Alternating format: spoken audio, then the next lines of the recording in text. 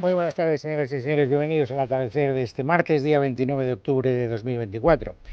El gobierno tenía un plan para hoy y el plan la verdad es que se le ha torcido, porque hoy era un día de Consejo de Ministros y por lo tanto pues querían solemnizar, luego lo veremos, o mejor dicho, luego lo escucharemos, una serie de medidas que impulsan para dejar muy claro que ellos se oponen a cualquier tipo de corrupción y además toman medidas concretas para atajarlo. Será el plan y eso es lo que yo creo que ellos esperaban, que capitalizara los titulares más destacados informativos del día. ¿Pero por qué digo que les ha salido mal? Pues porque de repente se han cruzado en su camino noticias con las que probablemente no contaban. Por ejemplo, la más destacada de todas, la que yo creo que en este momento eclipsa a las demás, el juez Peinado, que está investigando algunas conductas presuntamente delictivas de Begoña Gómez, imputa a la mujer del presidente del gobierno por 2 delitos más. Miguel Ángel Pérez.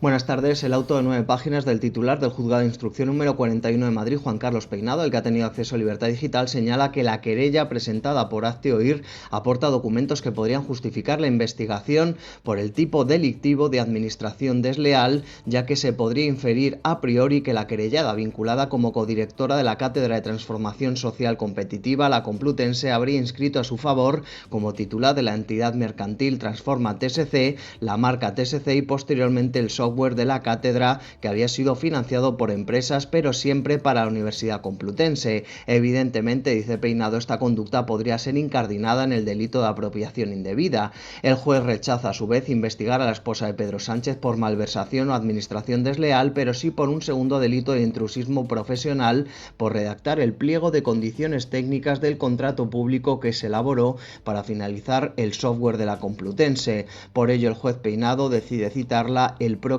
18 de noviembre. Recordamos que el juez ya la investiga por otros 2 delitos de tráfico de influencias y corrupción en los negocios, por lo cual se suman un total de 4 delitos contra Begoña Gómez. Bueno, vamos ahora con las reacciones políticas a esta noticia. Nos interesan fundamentalmente las reacciones en el seno del gobierno y quiero que las conozcan cronológicamente. Vamos a escuchar 2, porque creo que tiene también un valor el hecho de que sea cronológicamente. Estaba en la mesa en la rueda de prensa posterior al Consejo de Ministros, el ministro Bolaños, acompañando a la ministra portavoz. Y naturalmente, como se acababa de conocer, la noticia que nos ha resumido Miguel Ángel Pérez, de la imputación de 2 delitos nuevos contra la mujer del presidente del gobierno, lo que han hecho los periodistas, es su obligación, es preguntarle al ministro de Justicia. Reacción de Bolaños.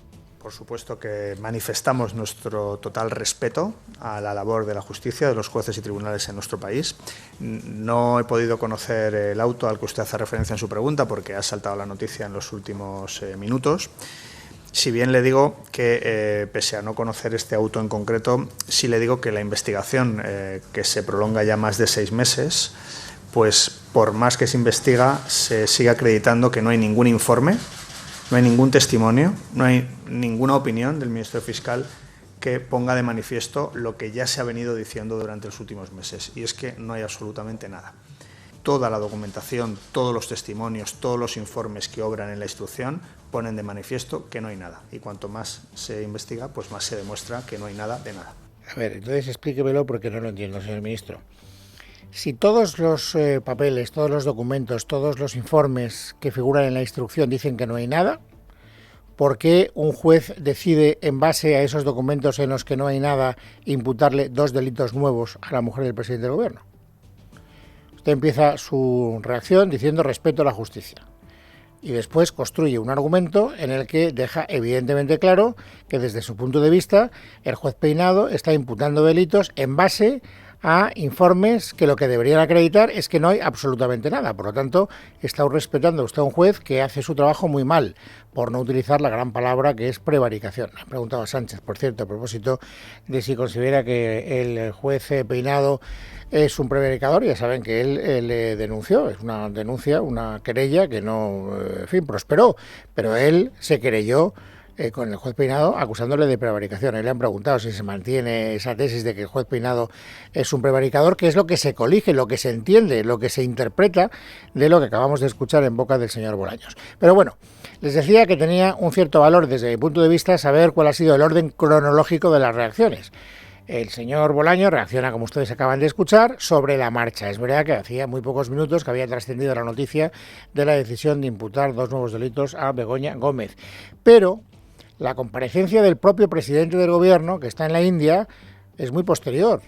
Él ya ha tenido tiempo de pensar una respuesta y de, por lo tanto, madurar la reacción que quiere que quede reflejada en los medios de comunicación. ¿Y cuál ha sido su respuesta a la misma pregunta? Esta. A ver, mismas organizaciones ultraderechistas que presentan una querella y mismo recorrido. Cada vez estoy más convencido de que el tiempo pondrá las cosas en su sitio. Bien, pues esto es lo que hay. Esto es lo que hay. Bueno, saben ustedes que la situación informativa sigue teniendo la corrupción como telón de fondo. Por eso les decía al principio que el gobierno tenía un plan y que ese plan se ha truncado. Luego escucharemos a Bolaños diciendo que el gobierno quiere, en fin, tomar medidas muy concretas contra la corrupción.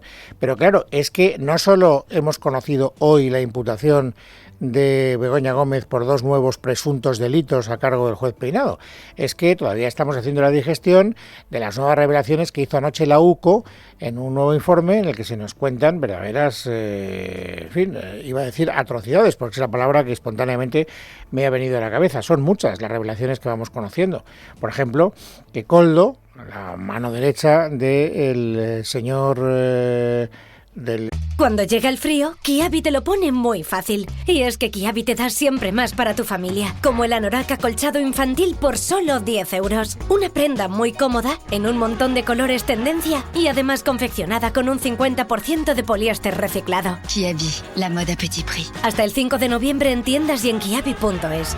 El ministro Ábalos pues felicitó a Aldama, a Víctor de Aldama, al cerebro de la trama, los teléfonos móviles, los números de teléfonos móviles de miembros del gobierno, como por ejemplo la vicepresidenta Calviño o Teresa Rivera, o la ministra Reyes Maroto.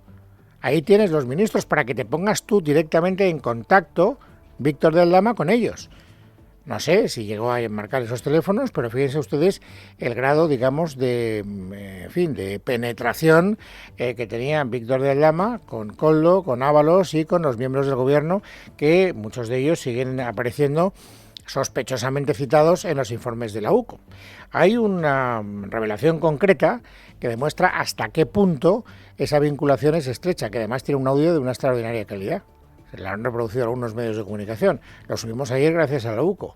Resulta que Aldama llama a Javier Hidalgo, Viajes Halcón, y le dice: oye, he puesto firme a Koldo, el brazo derecho de Ábalos, porque nos está prometiendo cosas y resulta que las cosas que nos promete al final no se convierten en hechos reales. Aviso que el lenguaje que van ustedes a escuchar no es precisamente edificante, pero es el que es. Sí, me imagino que te habrá llamado porque le he llamado y me cago en su puta madre, porque ya está bien de que nos tomen el pelo y igual tú estás quedando mal con tu padre, con tu familia, con los empleados y con todo el mundo y yo a la vez contigo porque parezco gilipollas diciéndote las payasadas que me dicen que ya esto está en el nabo. Así que ya le he dicho que arregla esto o se ha acabado todo. Arregla esto o se acabó todo, no sabemos los que se acabó todo, pero ese cruce de mensajes entre Aldama y Javier Hidalgo, a mí me parece que de todas las revelaciones que hemos conocido es probablemente lo más sobresaliente. Hay muchos detalles más, ¿no? Y que además estos son, digamos, informaciones que van sobresaliendo, que van aflorando a la superficie, cuando todavía está,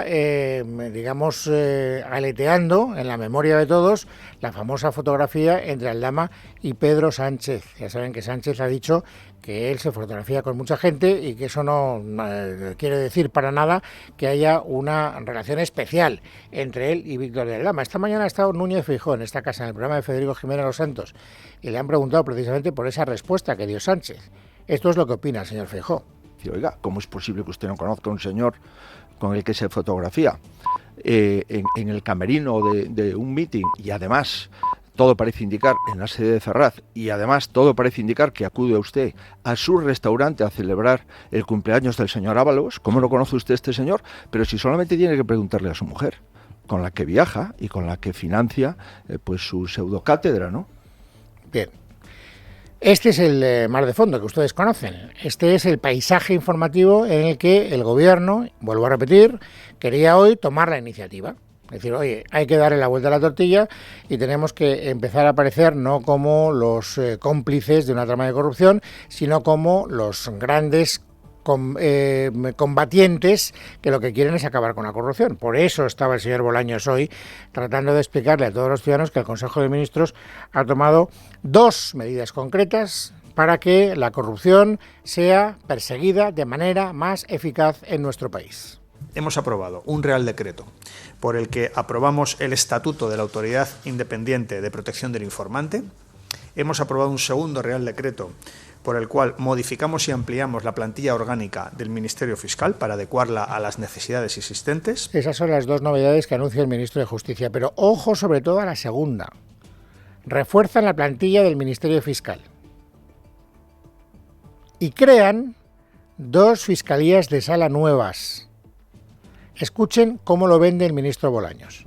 Se crean 2 fiscalías nuevas de sala, una de delitos económicos y otra de delitos contra la administración pública, que dependerán directamente de la Fiscalía General del Estado. Esto va, sin duda, a dotar de mayor especialización al trabajo que hace la Fiscalía en su rol de persecución del delito. Y de mayor control por parte del Fiscal General del Estado. Se crean 2 fiscalías de sala, 2 fiscalías, digamos, especiales más, para que todos los delitos que interese vayan a esa sala, que depende directamente del Fiscal General del Estado. Bueno, pues esta es una medida de regeneración que alguien me lo explique con un poco de detenimiento, porque a mí no se me alcanza muy bien el alcance regenerador de esa medida, tal como yo la entiendo, por lo menos. Y luego hay una tercera medida, vamos, en este caso una decisión del Gobierno, más que una medida, que necesita un cierto contexto previo. Quiero recordarles lo que publicó el diario El Confidencial el pasado día 16 de octubre. Les leo un párrafo que creo que es más que suficiente. Emisarios del PSOE se han reunido con exdirigentes del Partido Popular investigados en causas judiciales para ofrecerles entrar en la amnistía o rebajar sus respectivas acusaciones a cambio de información sensible sobre la formación de Alberto Núñez Feijóo. Según El Confidencial, estos encuentros comenzaron en otoño de 2023 y se prolongaron al menos hasta el pasado mes de septiembre. ¿Por qué quiero que conozcan ustedes o que recuerden ustedes esta noticia? Porque hoy el Consejo de Ministros, y así lo ha anunciado Bolaños, como medida anticorrupción, ha decidido amnistiar, indultar, sería más adecuado, a el concejal del Partido Popular en Majadahonda, el señor Peñas, que puso de manifiesto la información que dio origen al caso Gürtel. ¿Y cómo lo ha vendido el señor Bolaños? Escúchenlo. Cualquier persona que conozca la comisión de delitos, que conozca la comisión de alguna irregularidad, de algún ilícito, puede denunciarla y va a contar con el respaldo del Gobierno. Ese indulto hoy está poniendo de manifiesto que el Gobierno ampara, respalda, reconoce y apoya a todas aquellas personas que denuncian. Es decir, que todos aquellos que estén condenados o en trance de ser condenados por el Partido Popular y que quieran recibir esta medida de gracia, ya saben lo que tienen que hacer, larguen. Dennos información que puedan poner al Partido Popular en una situación comprometida y serán ustedes premiados por el Gobierno. Así es como yo interpreto particularmente la decisión que ha tomado hoy el Consejo de Ministros. Que desde luego el Gobierno tiene un especial interés en darle la vuelta a la tortilla y en que aparezcan como corruptos los del Partido Popular y no los del PSOE, es una cosa absolutamente evidente. Y hoy se han producido algunas declaraciones que me sorprenden extraordinariamente. El caso Errejón es un caso que afecta de momento a la izquierda. Yo no soy tan ingenuo como para pensar que los acosadores sexuales tienen más una ideología que otra. Yo creo que forma parte esa condición pervertida del ser humano, de lo que es la propia condición del ser humano, y por lo tanto afecta indistintamente a una persona de derechas, de izquierda, de centro, a político o como usted le dé la gana caracterizarlo. Pero lo cierto es que en este momento el caso Errejón a quien más daño hace, porque es un caso concreto de un portavoz parlamentario de un grupo de la izquierda, es a la izquierda. Por lo tanto, ¿qué interés tenían hoy? Cuando llega el frío, Kiabi te lo pone muy fácil. Y es que Kiabi te da siempre más para tu familia, como el anorak acolchado infantil por solo 10 euros. Una prenda muy cómoda, en un montón de colores tendencia y además confeccionada con un 50% de poliéster reciclado. Kiabi, la moda petit prix. Hasta el 5 de noviembre en tiendas y en kiabi.es. Y todos los que han salido a la palestra, decir, oiga, el que tiene que pagar responsabilidades por el caso Rejón no es la izquierda, es la derecha. A ustedes les parecerá un chiste, pero es que esto es lo que ha ocurrido hoy en varios foros. Para empezar, en la India, escuchen al mismísimo presidente del gobierno. Cuando yo veo a otros partidos políticos que llevan en sus listas condenados con sentencia en firme por actos de violencia de género, o incluso otros partidos políticos que justifican la presencia de estas personas en las listas con condición de diputado en las Cortes Generales, pues hombre, ¿qué quiere que le diga? Hombre, yo creo que España ha cambiado mucho desde el caso Nevenka, pero ahora estamos viendo acusaciones o supuestas acusaciones sobre hechos vinculados con acoso en dirigentes del Partido Popular. Las agresiones, el machismo, no atiende a ideologías. Lo que diferencia a una u otra organización política es cómo respondemos ante estos lamentables y execrables hechos. Esto es lo que dice el argumentario del PSOE. Y no lo sé solo por lo que ha dicho el presidente del gobierno, es que un par de horas antes de que el presidente del gobierno hiciera esta curiosa interpretación de la situación en la que nos coloca el caso Rejón, la ministra portavoz del gobierno, Pilar Alegría, había dicho exactamente lo mismo. La violencia machista no entiende de ideologías, pero aquí la diferencia es sobre qué políticas aprueban y deciden unos y otros, y sobre todo la respuesta y la contundencia que se da por parte de unos y de otros. Porque, fíjese, también esta misma mañana hemos escuchado unas declaraciones, en este caso al propio líder del Partido Popular, al señor Feijóo, de un presunto caso también que señala a un senador y a un alcalde del Partido Popular, en este caso de Algeciras. Luego, además, también hemos oído que frente a estos presuntos casos, el señor Feijóo parece trasladar que no sabe nada, pero por si acaso le da la responsabilidad en este tema al Partido Popular andaluz. Queda claro, yo creo que no hace falta que nos esforcemos mucho en llegar a esa conclusión, que el Partido Popular, el Partido Socialista está absolutamente empeñado en que, como consecuencia del caso Rejón, el que quede señalado sea el Partido Popular. Es una cosa de verdad que suena chiste, pero lo que ustedes están escuchando son declaraciones que se han producido en el día de hoy. Y se ha producido además un debate muy parecido y además muy encendido en la Asamblea de Madrid esta mañana, con los mismos argumentos. Fíjense hasta dónde hemos llegado, que el que tiene que dimitir como consecuencia del caso Rejón es el alcalde de Madrid,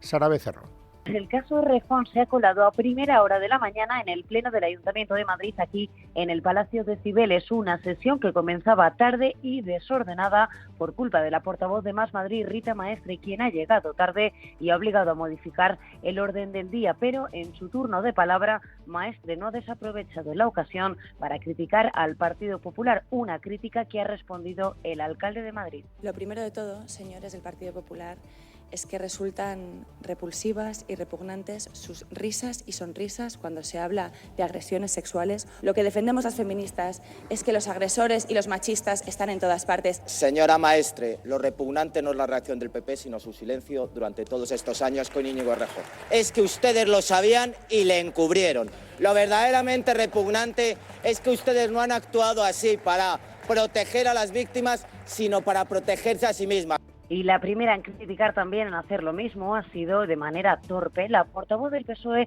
Reyes Maroto, quien directamente ha pedido la dimisión de Martínez Almeida, una petición poco justificada según el alcalde. Es que usted no está legitimado para seguir siendo el alcalde de Madrid mientras no pida perdón al movimiento feminista.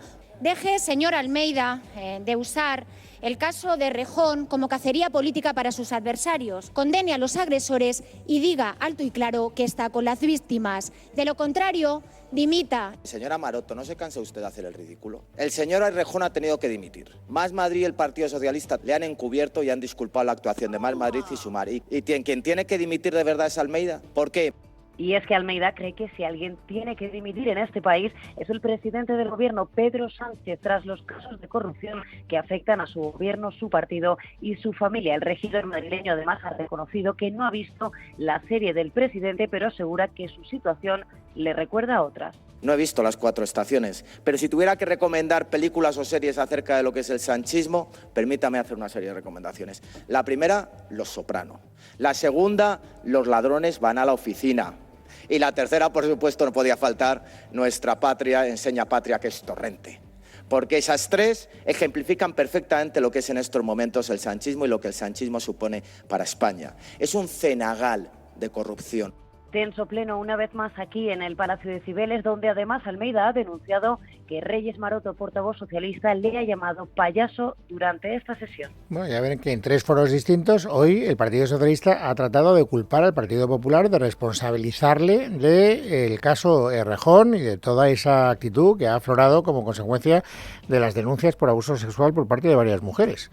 Lo ha hecho la ministra portavoz en el Palacio de la Moncloa, lo ha hecho Pedro Sánchez en la India y lo ha hecho Reyes Maroto en la Asamblea de Madrid, en 3 escenarios distintos. Hace falta una dosis de audacia verdaderamente inestimable. Hay que reconocer que pues luego no será por falta, digamos, de entusiasmo o por falta de, audacia, creo que es la palabra que en este caso define la actitud de los dirigentes del Partido Socialista.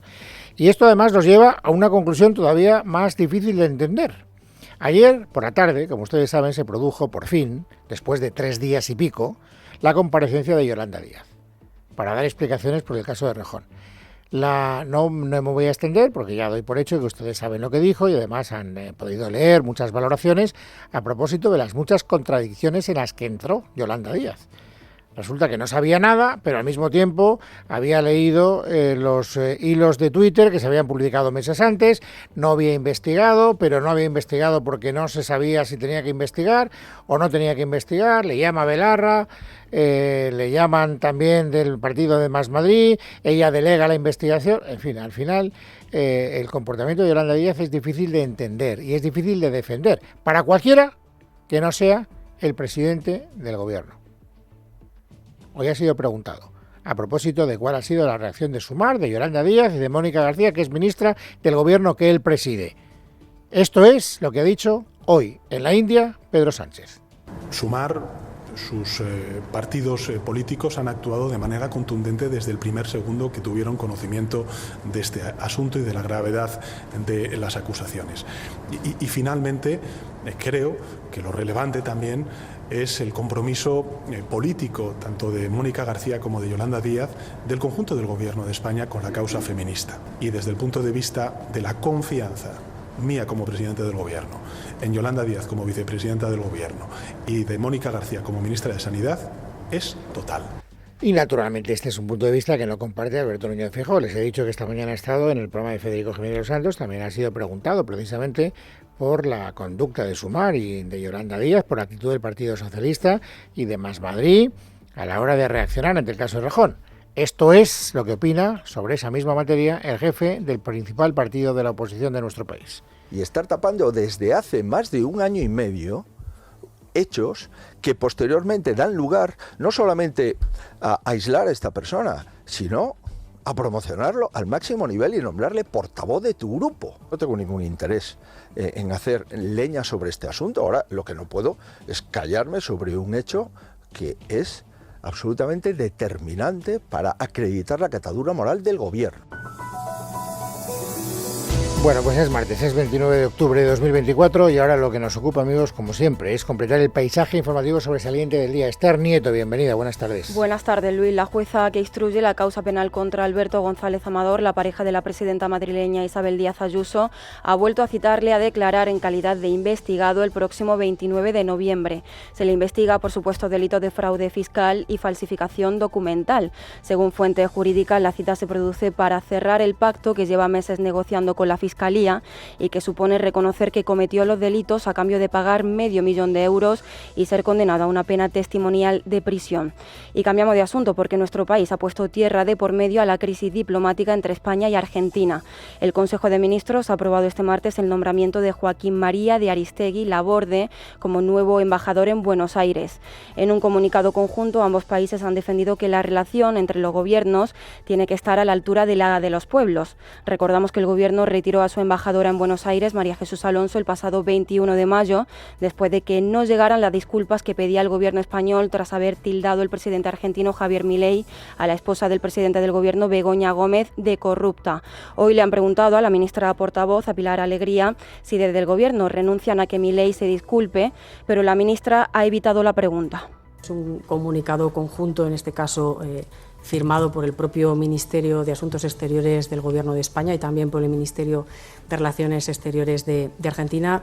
Y yo sí que les diría que con esta decisión, lógicamente, si me permiten, nos ponemos a la altura también de la propia intensidad de las relaciones que existen entre estos dos pueblos hermanos, el pueblo argentino y el pueblo español, y sobre todo que fortalece, como no puede ser de otra manera, nuestra relación, nuestra confianza, pero también nuestro respeto mutuo.